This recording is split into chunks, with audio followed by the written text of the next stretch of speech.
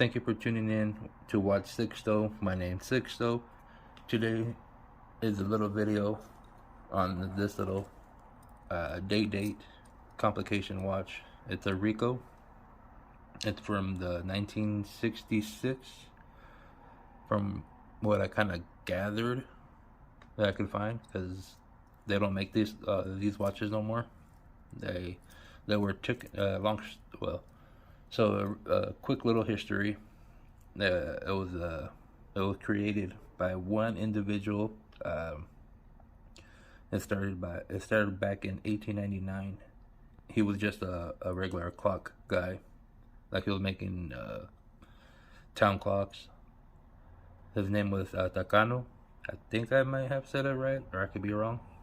And so he, like I said, he was manufacturing clocks, so he could, build his business. Then he created another company to produce the metal to continue on with what he's doing. Then he combined both of the businesses in 1913, just before the I believe at that time would be the World War II. I think it was at 1944. And so he was doing all that, putting them all together. Then he decided to try his hand on making an actual watch. Therefore, he started doing his little business, started growing. Then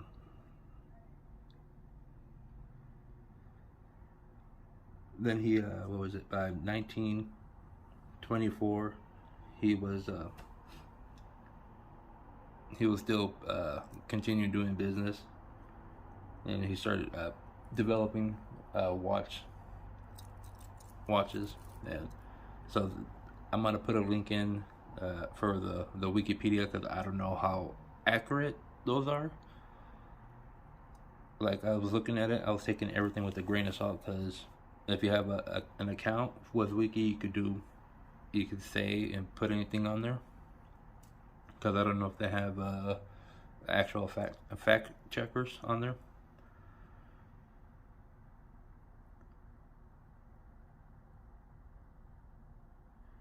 So then he changed and he became published, like an LLC by 1938.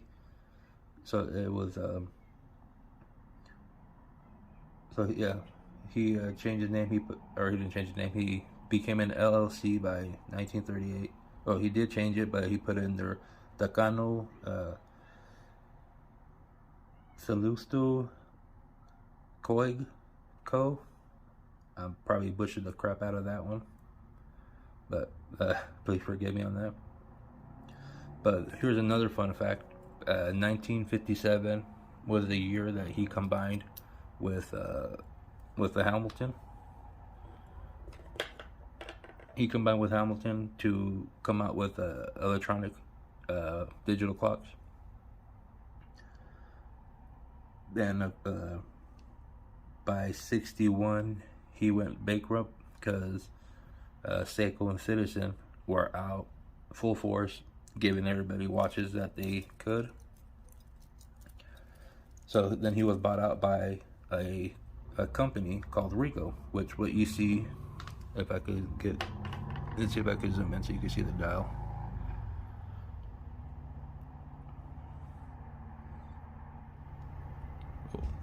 So there's, obviously you can see the wear and tear. There's a Cyclops. This is all stainless steel. It's a day-day complication. There it is. Ricoh. There's a 21 jewel. So this little guy this company is was a camera company.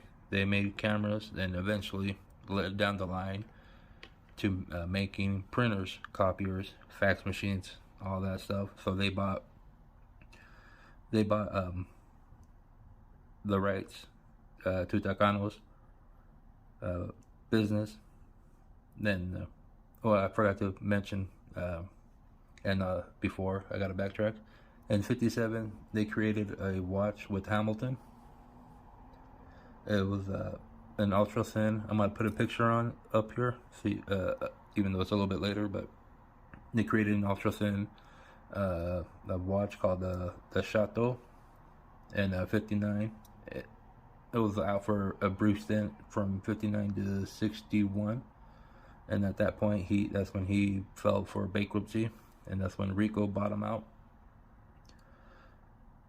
And so they took over from '62 all the way to the '80s. That's when you see all the watches. From there, they had that the name on there, Ricoh. So on that nice little story, so let's pan out. So this little gem is on a two-tone bracelet. Obviously stainless steel. You could hear the Seiko inspired. The little jingle. It's on the female end links, so you can see how nice.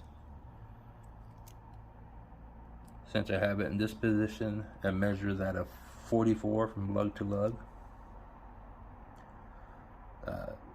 Thickness was a 12 millimeter, 13 if you count it with the Cyclops. Then the case, we're looking at a 34. The lug width, my calipers measured it at a 19.5. But this guy right here, the top link, it measures at 20, and it tapers all the way down to a 15. And of course you can see there's an abundance of micro adjust. There's 7, I believe. And these guys have the special pin that you gotta jab a metal object in there to pry that out.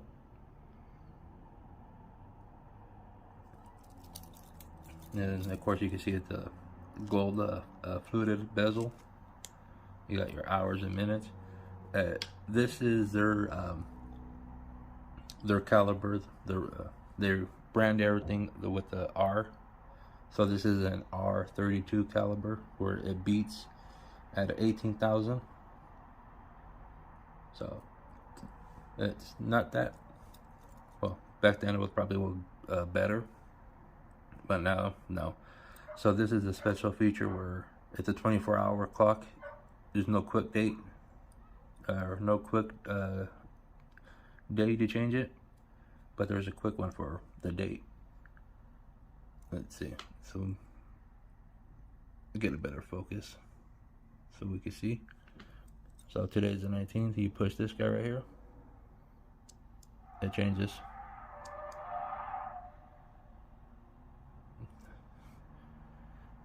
So if you want to change the day, you got to pull the crown out, rotate, because this is a pull push crown.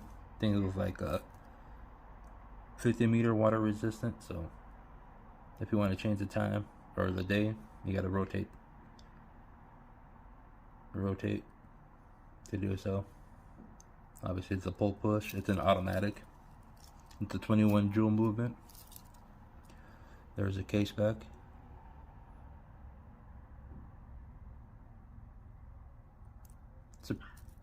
And of course you can see there's just a nice little stamp clasp, no safety feature, buckle signed.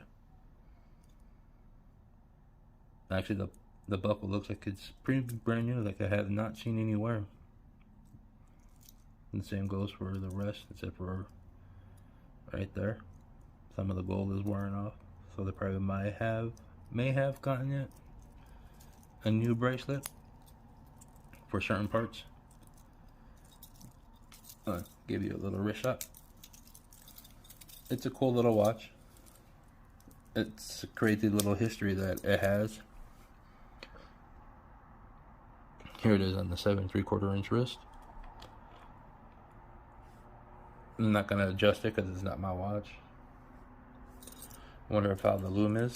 So I'm gonna pause the video, give it a little loom shot. And here is the loom. It's not too shabby for a nice little, what is it? So this watch was manufactured in '66. Man, really? So it's like a 53 or 54-year-old loom. It's not the greatest, but still has power to it. So if you made it this far, please give it a thumbs up. Subscribe to the channel if you're new. Comment down below. On to the next one. You guys are awesome. Bye.